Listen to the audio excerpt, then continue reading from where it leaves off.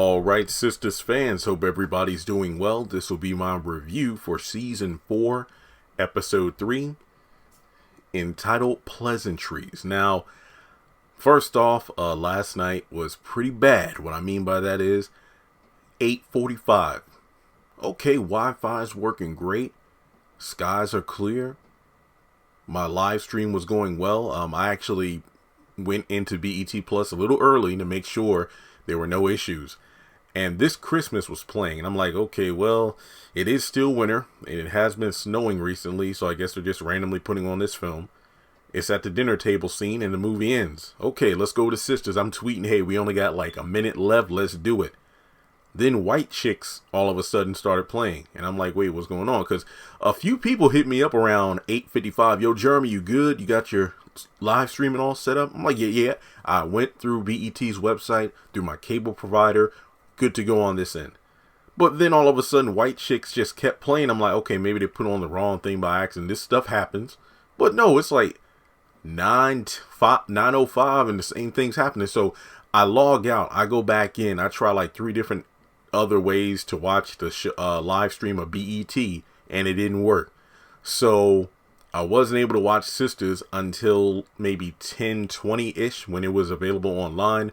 I watched it at like double and triple speed, got my notes, but I got to give a shout out to everybody who showed up for the live stream, because I'm like, man, the live stream is going to start until after 11. I don't know if there's anybody who's going to be on here, but I'm like, well, Twitter was actually pretty active because I guess people in a different time zone watch Sistas at the same time I was, because I was tweeting and they were getting some responses. So the live stream went great. We were on there for like 90 minutes. I did a humongous DVD giveaway, 10 DVDs, and then the Medea film collection box set.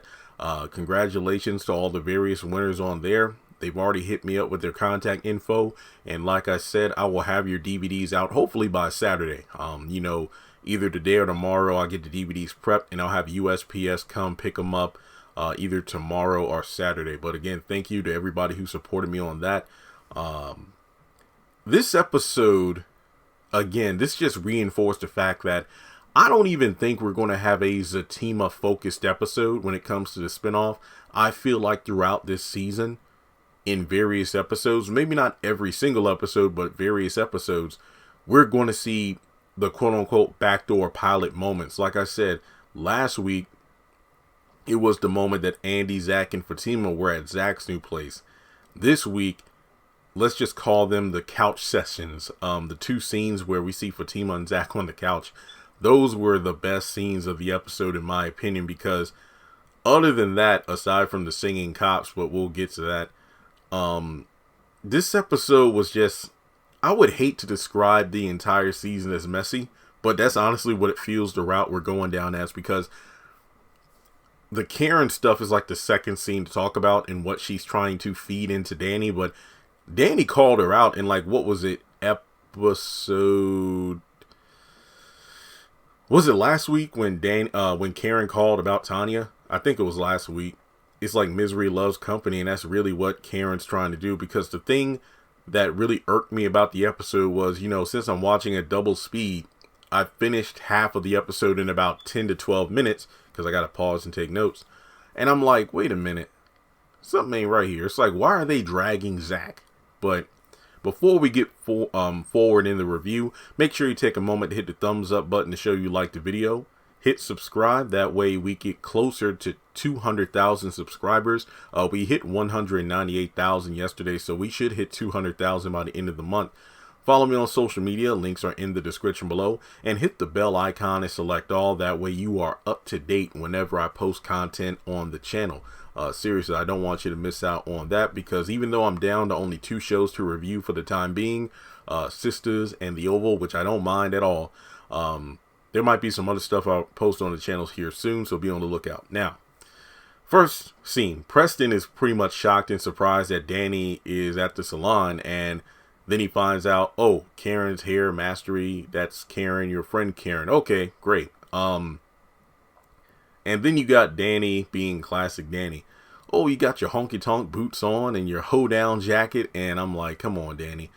And Preston calls her out for acting strange due to the fact that it's like, okay, you're down here, you're acting like this. What's going on here? So he says, I'm going on a date, and she tries to like interrogate him, where are you going? It's like, no, we're just going on a date. Basically, it's like none of your business. So out of nowhere, she decides to tell Tanya, hey, I need to borrow him for a second. We need to go into the office. Can we go in the office? And Karen's like, sure. And I'm thinking to myself, no, excuse me. Karen's like, show. And I'm like, oh, no. Zach went into that office, and now there's a potential baby on the way. I think Duvall actually tweeted that out because I saw it this morning, and I'm like, well, you ain't wrong, man. So Tanya goes to pay for her hair, and the conversation starts, and this just reinforces the fact that, Mignon, I feel you, like in terms of when you talk about TV line interviews you've done and what you said about Danny on the Sistas after show. If Tyler would have written Danny to like express her feelings a bit earlier instead of pouring them out on Preston at once for things he's already apologized for, you would look a lot less worse than you do now, because Danny's just radiating Karen energy right now. And when I say Karen energy, I don't mean white Karen. I mean Karen from Sistas.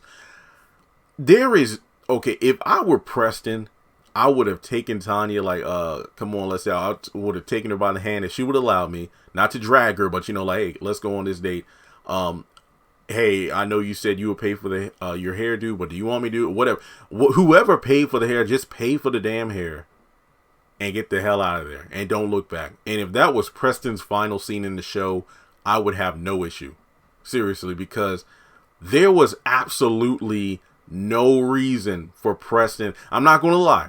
I will admit, I gotta, you know, I look at Preston some kind of way, like, come on now. Preston, in my opinion, had absolutely no obligation and no reason to go into a back closet, because to me, I feel like that will be slightly I think that would be flat out disrespectful to my date, who, you know, again, apparently they just met at the gas station a couple of days ago. They've been texting, you know, and apparently they have a lot in common.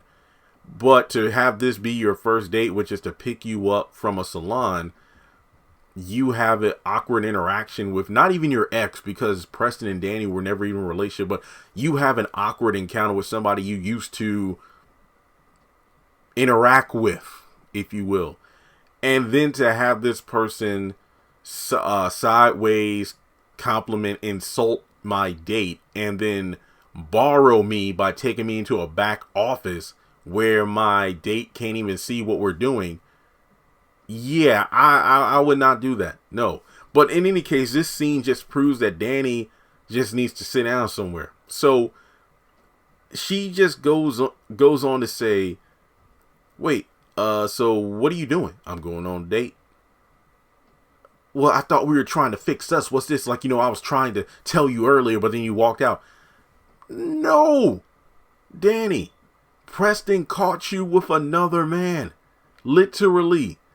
And I mean, El Fuego pretty much let it slide that they did have sex because he pretended to be gay, and Danny shut that down. And obviously that's like, you wouldn't pretend to do that unless you were doing something you weren't supposed to do. Preston has moved on. He's at least trying to. He's like, you know what? So do you like her? Well, I don't know, but I'm going to find out. And I'll call you later. If I were Preston, I'd be like, Mom, Dad, like, I mean, that's like a job. You go for interviews, like, don't call us, we'll call you. It's like, there's no obligation there. What did Danny expect? Preston caught you in the wrong. Like, you came over unannounced. Okay, yeah, you could say that's wrong, but you were there with another man. Seriously. I mean, what in her twisted mind makes her think that she's in the right at all? Just because Preston's moving on like Zach did with Fatima, you got Danny just pulling a Karen, just popping up at random places, having girls on alert, and basically, you know, starting some crap. So he reveals, like, yeah, she's a veterinarian and she knows more about cows than I do. And then you have Danny insulting Preston again, you know, oh, wow. It's like, yeah, talking about cows and stuff like that. And it's not even the fact that Preston wants Danny to like cows or even like what he does for a living, but Preston just wants to have a conversation. How many times did Preston say, hey, I fixed dinner, I cleaned, how was your day? My day was like this. How was your day? Danny, go back to last season was when Danny was acting like a cold-hearted bee, like for real. Like she would literally ignore Preston, make Preston feel like he was the problem. Just say, oh, I'm working overtime, I'm going into work early, I'm going out with the girls, and basically left him home as a housewife. That's essentially what was going on. So then when Preston finally, that's like those like relationship quotes and all I see all the time on Instagram and Facebook when I'm scrolling. It's like toxic people will make you feel like you're the problem when you address them for being toxic. Like Preston addressing Danny for, okay, why are you being so cold and this and that? How come you're not talking? But then Preston will be the victim in that situation when he brings it up. But then Danny will flip it to say such and such and such, and then make Preston feel like that's happened a few times last season where Danny will come in. Preston just wants to talk. Not even hey, we need to talk, but how was your day?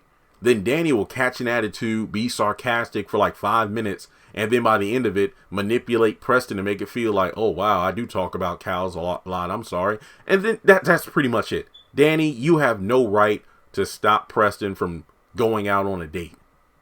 Just leave him alone. So after Preston leaves, you have Karen coming in the back. And when I was originally watching the episode, I'm like, why the hell would you blame it on Zach? Because I'm like, why? She just starting to trying to cause a mess. And then I went back to rewatch that particular scene before recording this video a few minutes ago.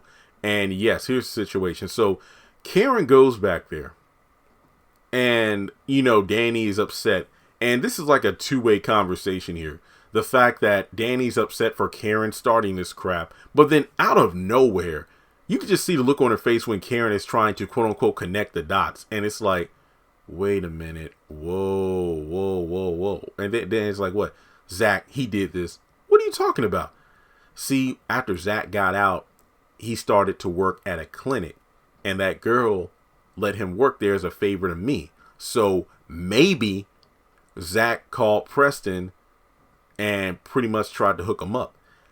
How the hell does that make sense? Especially the fact that Tanya told you, well, technically not to your face, because I think Tanya was in the chair facing the mirror. But if you were both looking in the mirror at the same time, yeah, face to face. Tanya said, we met at a gas station or something. Yeah, at a gas station. And then when Preston came in there, he literally said, we met at the gas station. She was like, yeah, I told her that. Yeah, we met, what was it? Because Karen's like, oh, how long? A couple days ago. Meaning that Zach had nothing to do with it because Zach and Preston have not talked for more than a couple of days. The last time Zach and Preston even had a scene together was when he was thinking about whether or not to put all of his money into that stock. And he went over to Danny's place and him and Preston had a conversation. And this was at the time where I think Karen wanted to see him because Karen was on the phone and then Preston was trying to eavesdrop by listening in, which was funny. So Preston and Zach have not had a scene together in more than a quote unquote couple of days. So Karen is just trying to keep Zach's name in her mouth. Karen is just trying to start some bull crap. And then Danny calls her out for causing this mess to begin with. And then she's like, well, hey, you've done the same thing for me all the times you told me about what Zach's been doing. And then Danny's like, no. And in a way, Karen's right. But again, there's a difference between watching out for your girl and starting some shit because you're miserable and you want everybody else around you to be in the same boat. But then the argument could be made that if Danny found out about Preston and Tanya and the fact that Karen didn't tell her, she'd be mad. But I think there's a difference between that and then the whole Karen being mad at Andy for the Fatima thing, because how could Danny be mad at Karen about the Tanya and Preston thing when Karen has never met Preston before? But then at the same time, when you look at these women, they create drama in their heads for the sake of creating drama. So even when you have a solid alibi, if they say you're in the wrong and you're a bad friend, then you're wrong and you're a bad friend. But That's neither here nor there. So Danny leaves, and then Pam's like, Danny, are you okay? And then Danny just shut that down in an instant. Karen's like, Pam, do some work. No, it's almost closing time. I ain't doing no work. Well, you got to do something, girl. Okay, fine. So Danny steps outside, and what does she do? She calls El Fuego for a booty call. Come over to my place if you want to. I'll be at my house later. That's my major issue with Sistas in general. These four women anyway. To an extent Fatima as well, but mainly these four women. They claim to either have strong feelings for, love, or care deeply for a particular man. But when said man makes them upset, or said man decides, hey, you're too much drama, I'm going to do better for myself and see somebody else. Or, but even when they're not seeing another woman, if Calvin does something and Sabrina's like, or Gary just pisses off Andy even when he's doing nothing, or Preston is being quote unquote unresponsive to Danny, or Zach is being cold to Karen, they will instantly get on the phone seconds later and call up somebody else. For Karen, it was Aaron. For Danny, it's El Fuego or the booty liquor from the club. For Andy, it was Paris or Robin. Sabrina, you had Jacoby. I just got nothing to say. It's like you literally tore this man up at the airport and you're going to give him a booty call. If I was El Fuego, I'd be like, bump this. Nah, I'm good. So we go over to Zach and Fatima, and Zach is coming back from the house and basically says, and this is a brief conversation, so I don't really need to spend that much time on it. Fatima made dinner, but Zach just wants to talk the fact that, so are you really that girl that did what you did to Hayden? And Zach, I'm like, well, to be fair, Fatima told you and Hayden last season she crazy. If she goes to a certain place, there's no turning back. So, but I will admit that, when a woman said, or when a person says they're crazy and then they pull a stunt like Fatima did, I feel like it's it's reasonable to be like, so you get down like that, huh? And like Zach said, I'm stuck between love and being scared. And then Fatima's like, what really turned me on? What? When you tried to take the fall for me, like when you were going to take the fall for everything that happened to Hayden to let me go. It's like, yeah, I got you. I thought that was a pretty good scene. But when he started asking about those dudes, the fact that Fatima's like, nah, that's confidential, but they're ride or die. Don't worry about it. So from there, he goes down on her, and so much for dinner. I just love the scene. I just really, like I said, there really isn't much to say about this particular scene in itself, but the next couch scene is where we really going to have conversation. But this was just a nice scene. I feel like the Zatima scenes are just a breath of fresh air because of the fact that the writing for these two is a hell of a lot better than the hamster wheel we have of the main four women due to the fact that their characters just go nowhere. So, Sabrina is at her place. I think she was adjusting her boot because she was about to head out the door for her date. Danny comes in, and what does she do? She just starts cracking on Calvin because she's in her feelings about the Preston situation, despite the fact that her and Calvin had a very good scene in the previous season at the airport where, Calvin stated his case about why, it would mean a lot if Danny and the girls would kind of back off and not make Sabrina, stand against him because they have a problem with him. So to have her just cracking on him about the vibrator, the sequence and everything, that was just, come on, Danny. But in any case, she talks about the situation with Preston going out on the date and then decides to drop the whole Zach thing about how Zach is the one that did this. And then Sabrina's like, no, that doesn't sound like. And then, well, Zach does like to start drama or start a mess. And then Danny's like, yeah, because Sabrina's like, wait, when would Zach and Preston, have met each other? Well, you know how Zach would always pop up at my house, unannounced like Preston. First of all, in season 1, I can't remember the exact amount, but remember, this was after Karen had kicked Zach out and he needed a place to stay because Danny was the one who recommended or suggested, hey, why don't you come live with me? And at first he didn't want to do it, but then he eventually came around, and then Danny made him pay like a month in advance rent, either his half or a full month. I forgot the amount, but basically it was bare minimum half month's. Yeah, half of the rent for a month. So basically him and Danny would split the rent. She took that money. Zach only stayed there for a couple, if not a few days, a few, if not a couple of days before he started seeing Fatima and staying at her place. And then all of a sudden, after Preston was invited to stay, she just kicked him out. And I'm like, what the hell? So to have Danny just talking all this bullshit is, and then to think the worst about Zach. I mean, last episode, Andy's like, wow, he killed Hayden. What? And then all of a sudden in this episode, yeah, he's the one that hooked up Preston and that veterinarian. And then Danny's believing it. And now Sabrina's like, well, yeah, he all the drama, all the times he would try to do things to get Karen jealous. What motivation would Zach have to make life miserable for Danny? The last time, if I recall correctly, the last time these two had a conversation, and I'm talking about that wasn't Karen related.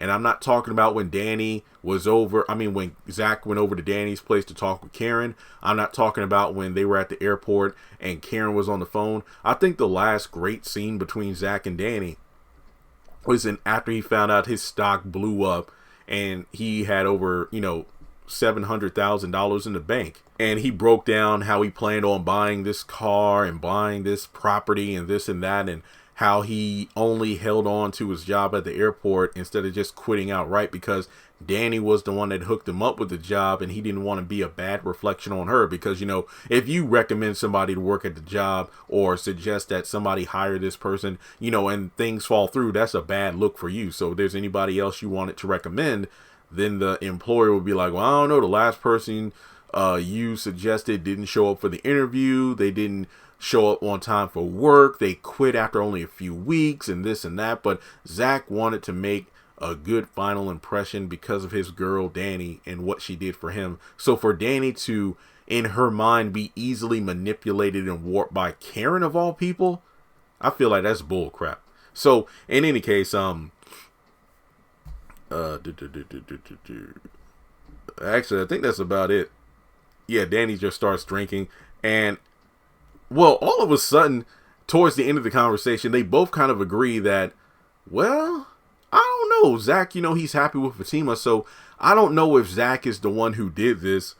Karen could be the one just starting to mess right now because, she's in her feelings about Zach and Fatima. So, they really just drag Zach, but then at least Sabrina and Danny realized that this could be a whole scenario that Karen is starting in order to make people miserable because she's miserable. But regardless of them coming to that conclusion, I didn't like the fact that they were just dragging Zach for no reason, especially Sabrina of all people. Like, you, what? You better be shutting your mouth before he takes his money to go to another bank because of your mouth. That's all I'm saying. All right, so we go over to Andy and Karen. Karen comes over to Andy's apartment, and Andy starts to lightly interrogate her. I don't feel like Andy was being intrusive here because if you go back to season 1, these women would either drink, smoke a pen, or pull out a joint at the drop of a hat. Ooh, I stubbed my toe. Oh, somebody cut me off in traffic. Just for like the smallest things, they would pull out something to get them high or drunk because they were stressed out. And just like at the strip club, she's like, wait, why aren't you drinking? Do you want this pen? And, Andy's like, is it because of the preacher man? No, I haven't talked to him or seen him in, a while. I'm just trying to figure things out. And I honestly thought, Karen was going to reveal the pregnancy, but that wasn't the case. I mean, to be completely honest, there was a point in early season 2 where this was the first time the girls met Fatima at the ladies' night, that Andy, quote unquote sponsored or paid for because of her celebration of getting her job and everything back after the whole Gary situation. And the girls noticed, like, whoa, Karen, look at the smile on your face, the way you're dressed, you're not cursing, you're not drinking, the preacher man has an effect on you. So yeah, her acting this way is unusual behavior. But the the conversation then shifts gears over to whether or not she would keep the car. You know, if the car would be Gary's ticket to getting Andy back, and she makes it clear, no, I'm not taking him back, we're over. It's, you know, and you can tell, kind of like what Zach was talking to Fatima about later in the episode about not being able to look him in the eye. You can tell when Andy is like being either falsely confident or unable to tell the truth when she isn't able to look someone in the eye. And as an attorney, that's a bad trait to have in your own personal life, given the fact that you could tell her half-hearted answer to Karen was like, yeah, she's faltering. She would go back to Gary in a heartbeat. And she's like, no, I'm over him. And yeah, I guess me and Zach are too. Because, and I know it's like, so what is it? And then thankfully, Andy doesn't mention the house or anything, but she does say, look, don't hate me for this, but Zach and Fatima, they're happy together. Oh, that's good. Do you really mean that? I guess so, because, well, there's nothing I can do. And I guess I have to move on from Zach the same way you have to move on from Gary. That was some manipulation bull crap. Because if you go back to the earlier seasons, remember, the mess that Andy was in, the affair with Gary, was something she had only told Karen. And, you know, Danny was on that whole, see, y'all always holding out on me. And that's the fact that Andy knew that if she would tell Sabrina and Danny about the whole situation in the affair, they would talk some sense into her, but she doesn't want that. She's going to talk to the other person in her friend group that has toxic relationships like her, and that was Karen and Zach, because they're on again, off again thing, and the fact that he constantly cheated on her. But when it comes to Andy and Karen, again, remember, Andy told Robin and Fatima, look, I don't talk to my girls about Gary anymore, but now she's talking with Karen. But more to the point of this conversation, what I got from this scene was the fact that Karen was kind of saying, hey, I guess I'll have to move on from Zach if you move on from Gary. Kind of in the same way of saying, Andy, if you don't move on from Gary, if you get back with him, then you can't say a damn thing when I'm trying to get with Zach again. That's kind of what I'm feeling right now, because if you go back to late season 2, you know, all the times that Karen told Andy to let go of Gary and this and that, because I let go of Zach because he abused me and cheated on me and yada, yada, yada. But then after she had sex with him in the office of her salon, she was like dead quiet, because I think at that point, Gary proposed, and he and Andy were engaged. And then when the girls came over, this was before they went to the grocery store and then saw Fatima and Zach there. Basically, when she showed up, all the girls had something to say, but Karen was suspiciously quiet. And Karen was like, Danny was like, Karen, why are you so quiet? Well, if she wants to get with Gary and get married, then let her go.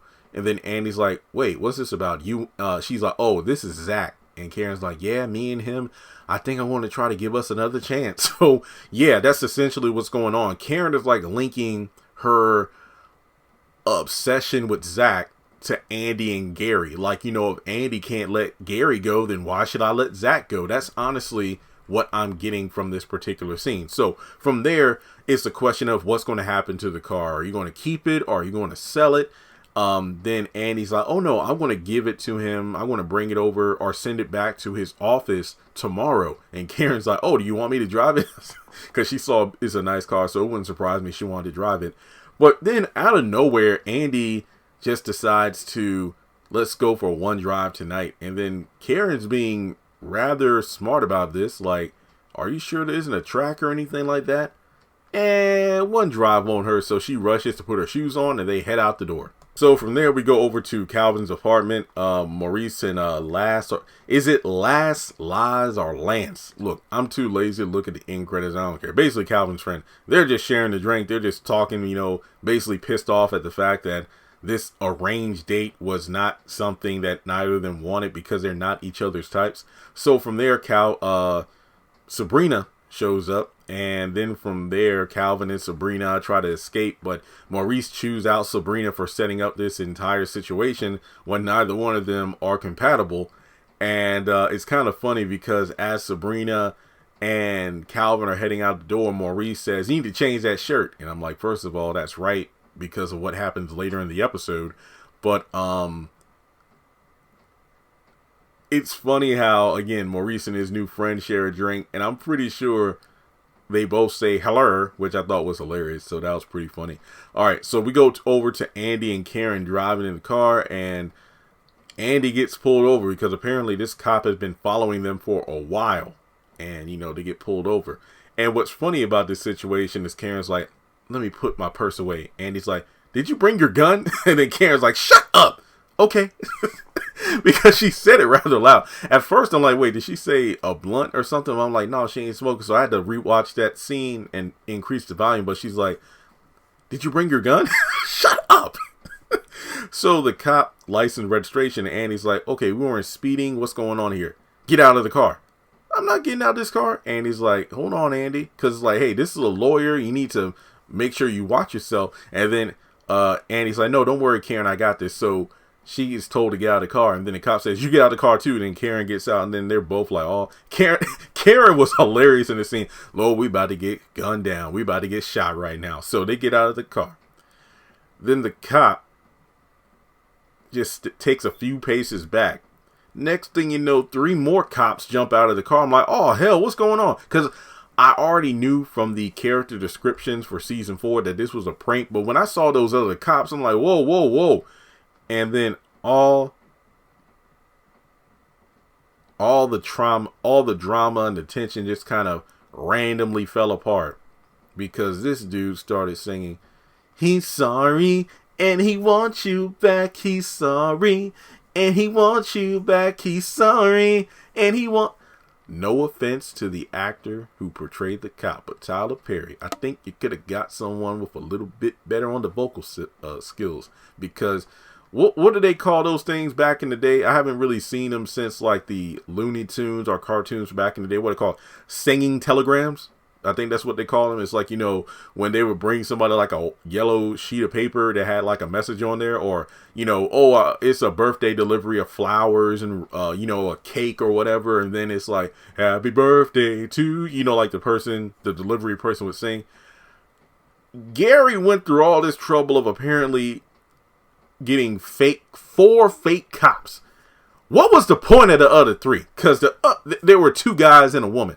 The woman who was the only one who was kind of like, like snapping her fingers, moving around. What were the other 3 there for? They weren't singing. They weren't really dancing. I'm like, first of all, is this a traffic stop or one of the performances from Hamilton? Like, what's going on here? Because, like I said, no offense. I'm not throwing shade. I know I'm not the best vocalist, but if I were paying all that money, I would get somebody who could freaking sing.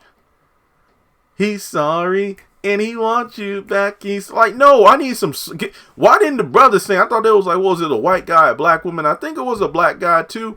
Get the black guy to sing. He got some soul. He could have been like, he's sorry and he wants you back. And then the woman just is like a choir, just because it reminded me of the game, season 2, after the whole Drew Sidora thing, when Tasha and Melanie were running in the park, and out of nowhere, there was like this group of people running in a specific order, and they all had t-shirts on. And I think they all had a word on there like, Melanie, I'm sorry, will you go out with me? And then Durham was the one who showed up last with a heart. And then Melanie agreed to go out with him. And then Drew Sidora made things bad by kissing him on television at an award show. But that was more creative. And then I think there was a band too. I think there was a freaking marching band too. But yeah, out of nowhere, he's sorry. No, I need some vocals, man. Just Tyler, next time you do this, get somebody who can sing.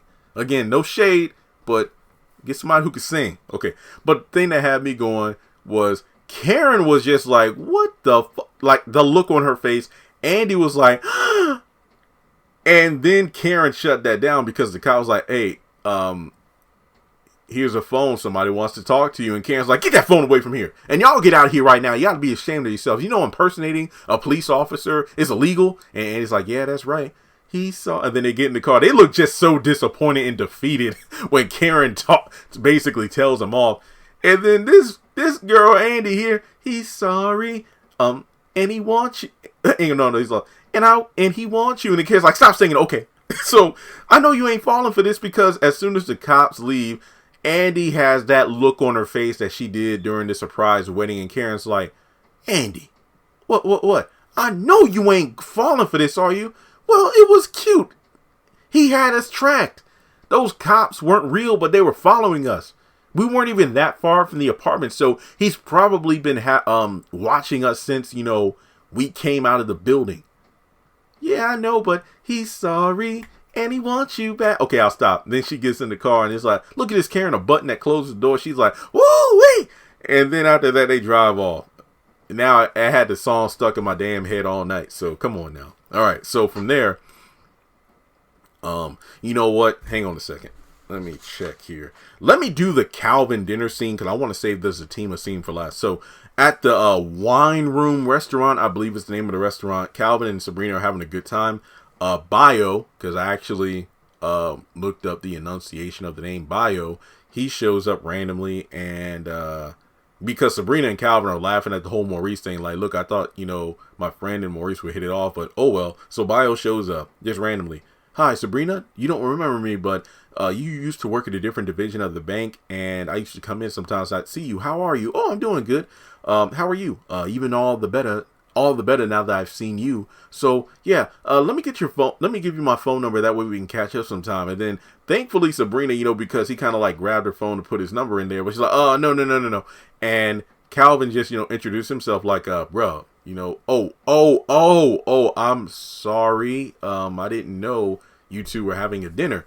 And then she's like, so when can we catch up? And then Calvin's like, I don't think you understand. We're on a date. Oh, what? Oh, my friend, like, kind of encouraged me to come over here. I'm sorry. So he just rushes off. And then Sabrina's like, okay, that was weird. And then before he ran off, because his friend was like, oh, well, my friend, he saw you two and, based on what you're wearing, he just thought what? You know what? I'm gone. Because Johnny, the guy, Bio's friend, he more than likely looked over at the table and then saw Sabrina, because I guess it was probably Bio that's like, yeah, I know that girl, she used to work at this bank. And then the friend was probably like, well, look at the guy she's sitting with. Look at that shirt. There's no way they can be on a date. They're probably just friends. So Calvin is in his feelings like, I can't believe he would come over here and disrespect me like that. And I'm thinking to myself, Maurice told your ass to change your shirt. So he gets up and Sabrina tries to calm him down. So he goes over there. Hey, bruh. Hey, look, I'm sorry again about what happened. It's like, you know how rude and disrespectful that was? Look, I'm sorry. Bio apologized like 3 times, but Calvin wouldn't get off it. He's making a scene. Sabrina's trying to calm him down. So then when Bio and Johnny are like, you know what, let's get out of here. It's like, you know what, F you. And then Bio's like, hey, Sabrina, you better get your friend. And then, if I remember correctly, Calvin throws the first punch. He gets like the first couple licks in, but then after only like one hit, Bio has him down. I'm thinking, Calvin, remember what happened with Jacoby? That was a big dude, and you got taken out in one punch, spun around, and screamed like a little bitch. Bio is shorter than you, and it looks like he's going to whoop your ass. What the hell? Because Sabrina's like, don't you apologize for me. He was the one being disrespectful. I'm like, yo, what is this? Where is this coming from? Is this like, pent up aggression because of how you've been treated all your life, and it's the fact that people assume one thing about you because of how you acted and how you were raised? It's just so many things that I'm like, Calvin, there was really no need for you to do what you did. Like, Bio, yeah, it was messed up the way he just rolled up to the table, just completely ignoring the person that Sabrina was with. But regardless, he soon recognized his mistake and he apologized 3 times. Either you let it go or don't. Not to mention Sabrina shut it down quick. Because she was the one that said, hey, I'm actually having dinner or a date with somebody. Oh, I'm sorry, my bad, I'm out of here. So the fact that not only did Sabrina side with Calvin in terms of, hey, Bio, nice to see you, but I'm actually on a date right now. What you're doing is rude. It would have been different if Sabrina was like, oh, yeah, sure, let me get your number. No, she didn't do that. So Calvin needed to chill. And I can't wait for Maurice to find out about this. Haha, that's what your ass get for setting me up on this bad date. Because we both know Maurice would say that. All right, so let's get to the scene that I felt was the best one, and that's the fact that In the previous couch scene, Zach went down on Fatima and she had that sexy ass lip bite. Well, here we are, naked. And Zach was no longer afraid because they under like a bed sheet or whatever. And Fatima and Zach just, Zach is like, hey, let me stop. Wait, no, I need to get some water. You sound like a dang Olympic athlete or something. But basically, they have a great time. And he says, okay, I gotta get dressed. Where are you going? Oh, I'm going to play. I'm going to shoot some hoops with the guys. Wait, how come this is my first time hearing about this? Yeah, well, see, I was working doubles at the airport and then either working late at Chain Breakers. So I haven't had time to ball with the guys in quite a while. And it's like a men's game at 10 p.m. Fatima really isn't, there for that because this reminded me of like, that Kevin Hart sketch from Seriously Funny. It's like, do you, boo-boo? Do you? It's like, well, hey, I'm about to hang out with the guys. Do you? Wait, what are you talking about? Do you, boo-boo? Do you? So that's kind of what it was because you could tell how Fatima just went from, face glowing and smiling to all pouty and in her feelings. And Zach pretty much like, look, you can't look me in the eyes when you're nervous or when you're angry or upset. Like, what's going on here? Or you need to trust me. So why can't you look me in the eyes when you're feeling that way? And then she reveals the reason that she doesn't do that is because of the fact that whenever I look in your eyes, the deeper in love I feel. The deeper in love I fall for you. And I'm like, oh my God, that's beautiful. And then Zach is like, look, what we're going to do is you're going to tell me what's wrong. We're going to talk and then I'm going to play ball. But the thing is, we're going to talk, but then you're going to trust me to go play ball. And then she's like, all of a sudden, well, hey, I'll go too. It's like, whoa, you said you were tired and everything. You were trying to get away from me. Well, I just got new energy. And they're like, no. Because first of all, I'm not bringing you down there with all them other men. Secondly, we can't just have sex all the time. Because we need to do more than that. It's like, basically, I need time with the guys. You need time with the girls. So, and he's right, by the way. But, all I'm saying, if Fatima had me in a leg lock the way that she was leg locking Zach, I wouldn't have went to that basketball court. I'm sorry, okay, I gotta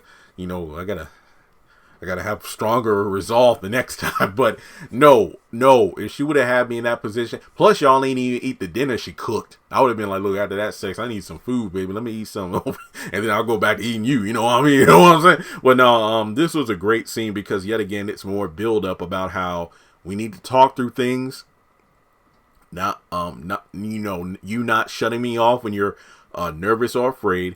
And while this was a beautiful scene, I can't help but go back to last season after Zach got that voice message about Fatima talking trash about him. And then he got in his feelings, and instead of telling Fatima about the voice message, he literally lied about getting with Karen, literally cursed at her, and then got thrown out. So Zach needs to follow his own advice, when it comes to being upfront, honest, and talking through his feelings. So, let's see. They have a cute little scene where he's getting dressed and, hey, where are my shoes and socks? They stink. You ain't funking up my place. They're on the outside of the door. So that was like just a cute scene in itself. So Fatima trusted Zach and he went off to play ball. So, again, this was a pretty solid episode. For the most part, it had its ups and downs, but I did find it rather enjoyable, I will admit. But let me know your thoughts in the comment section below. What did you think of Sistas last night? I can't wait for episode 4. Remember, at this point in time of the recording of this video, I have not seen the promo for next week. I've only seen the end credit scenes. So there are some things in this episode I might have said which contradict what happens next week. But oh well, what can you do? Thanks so much for tuning in. Make sure you like and subscribe. And if you would like to donate to the channel, feel free to do so on PayPal or Cash App. And I'll catch you in the next one.